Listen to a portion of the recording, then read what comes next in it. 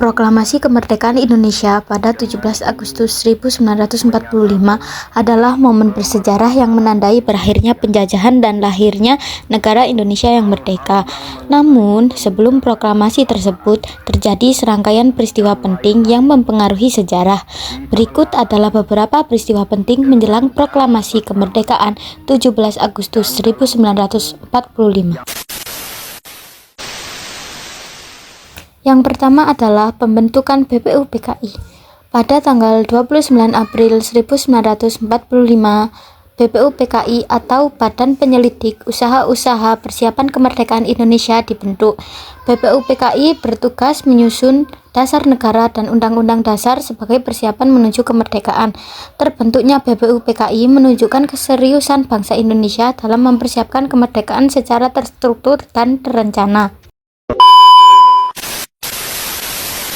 Yang kedua adalah pembentukan PPKI. Setelah BPUPKI dibubarkan, Panitia Persiapan Kemerdekaan Indonesia atau PPKI dibentuk pada tanggal 7 Agustus 1945. PPKI melanjutkan tugas BPUPKI dalam mempersiapkan kemerdekaan Indonesia.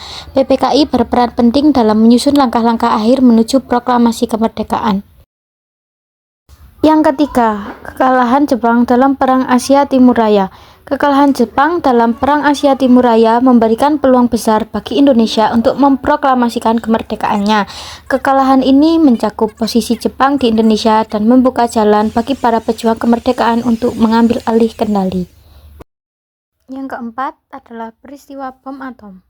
Jatuhnya bom atom di Hiroshima pada tanggal 6 Agustus 1945 dan Nagasaki pada 9 Agustus 1945 mempercepat kekalahan Jepang dalam Perang Dunia Kedua.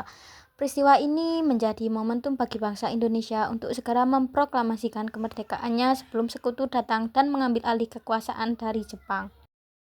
Yang kelima adalah perbedaan pendapat golongan muda dan tua.